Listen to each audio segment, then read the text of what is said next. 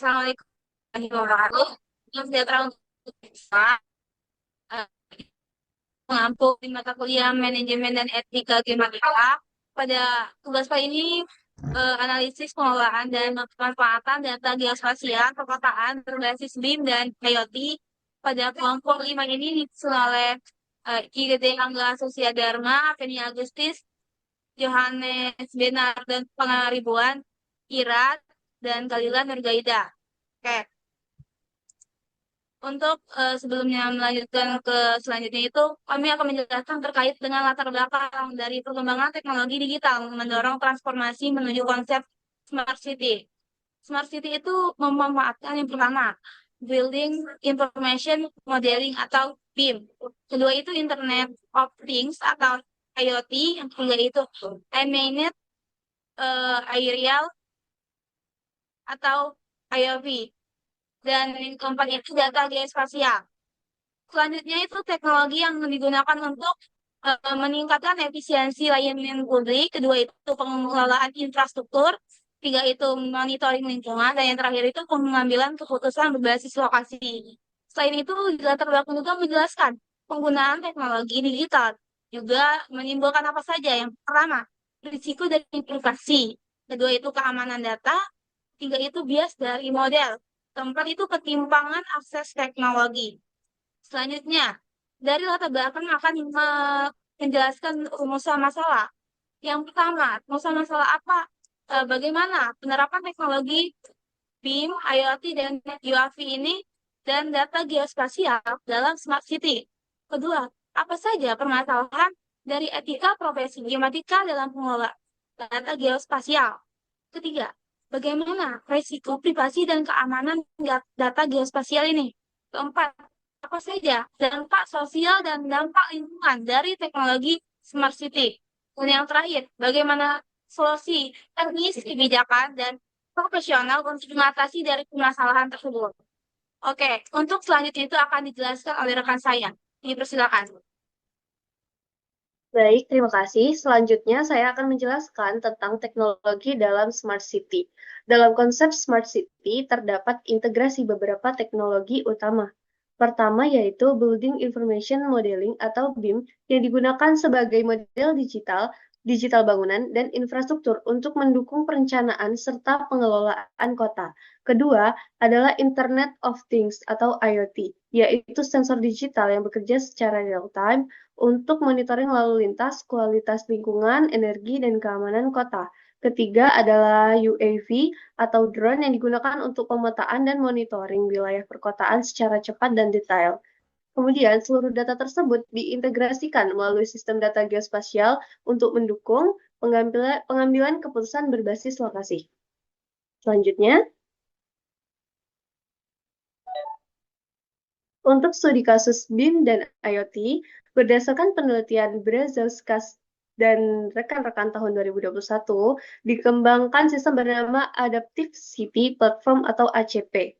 Sistem ini mengintegrasikan BIM, Building Management System, dan sensor IoT dalam satu platform terpadu yang bekerja secara real-time. Melalui sistem ini, data dapat dikumpulkan, dianalisis, dan divisualisasikan secara cepat sehingga dapat digunakan untuk monitoring bangunan, pengelolaan energi, hingga keamanan kota.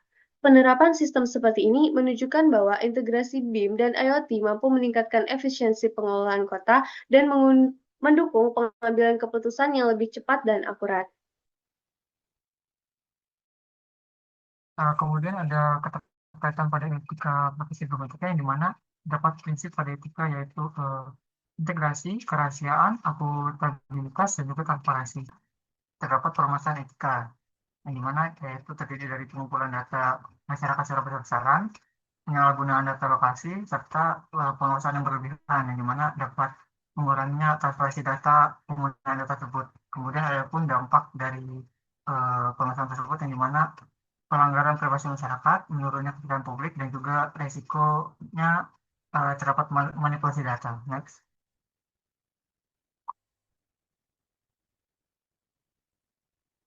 Kemudian ada resiko privasi dan juga keamanan data. Pada resiko privasi itu terdapat pelacakan lokasi individu, kemudian monitoring aktivitas masyarakat, dan juga identifikasi data anonim. Kemudian pada risiko keamanan itu terdapat masalah seperti hacking, malware, kemudian kemungkinan ada kebocoran data digital, dan juga penyalahgunaan data oleh pihak-pihak tertentu. Penyebabnya sendiri itu banyak hal seperti perangkat IoT yang saling terhubung dengan internet, kemudian juga sistem smart city yang bersifat kompleks dan juga terbuka.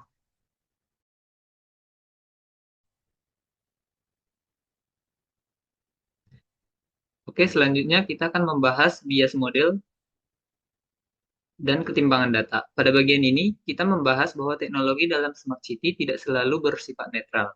Sistem yang dibangun sangat bergantung pada data yang digunakan. Jika data yang dimasukkan tidak lengkap atau tidak mewakili seluruh masyarakat, maka hasil analisis maupun keputusan sistem juga bisa menjadi bias. Yang pertama, bias model. Bias model dapat terjadi ketika wilayah tertentu lebih banyak terdata dibanding wilayah lainnya, sehingga pelayanan publik menjadi tidak merata. Yang kedua, ketimpangan akses teknologi. Ketimpangan akses teknologi atau digital divide terjadi karena tidak semua masyarakat memiliki akses internet dan kemampuan menggunakan teknologi digital. Dalam hal tersebut, sehingga memberikan dampak, yaitu yang pertama ketidakadilan sosial, ketimpangan pelayanan publik, kelompok minoritas kurang terwakilkan.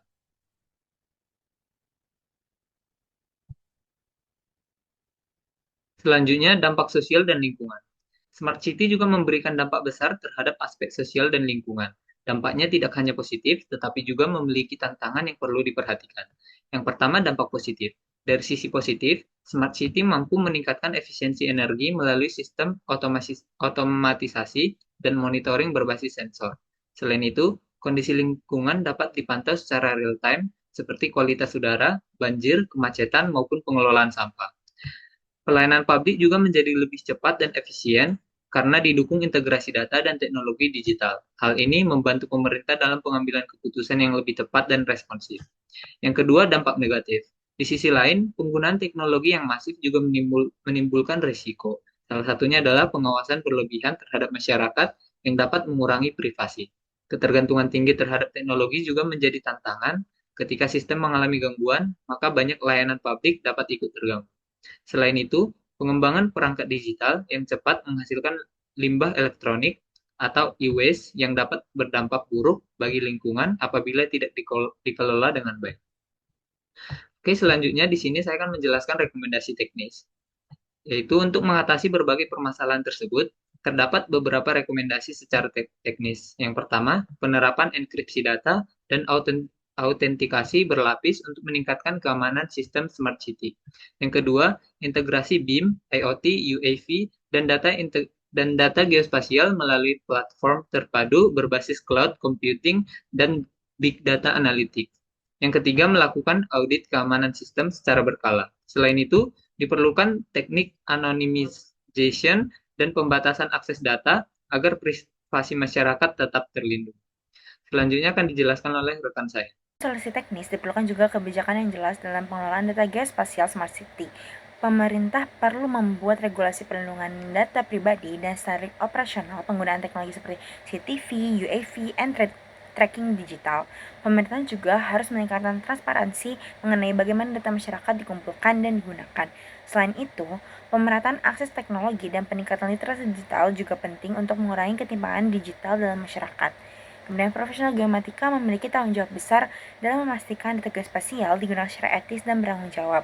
Profesional geomatika harus menjaga integritas data, menjaga kerahasiaan informasi masyarakat, serta memahami keamanan data digital dan privasi.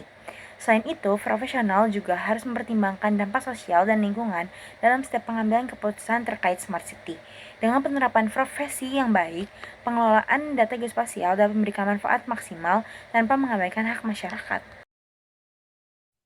Oke, setelah yang sesuai yang dijelaskan oleh pimpinan saya tadi, bahwa dapat disimpulkan bahwa berdasarkan hasil analisisnya dapat disimpulkan bahwa teknologi BIM, IoT, dan UAV dan data geospasial ini memberikan manfaat besar dalam meningkatkan efisiensi pengelolaan kota pada konsep Smart City. Namun, pengelolaan teknologi ini juga menimbulkan berbagai macam tantangan, seperti risiko privasi, keamanan data, bias model, dan ketimpangan akses teknologi. Nah, oleh karena itulah diperlukannya solusi teknis, kebijakan, dan profesional. Agar apa? Agar penerapan Smart City ini dapat berjalan dengan lancar, aman, etis, dan berkelanjutan. Demikianlah presentasi dari kelompok kami. Terima kasih atas perhatiannya, Bapak, Ibu, dan teman-teman sekalian. Saya akhiri. Wassalamualaikum warahmatullahi wabarakatuh.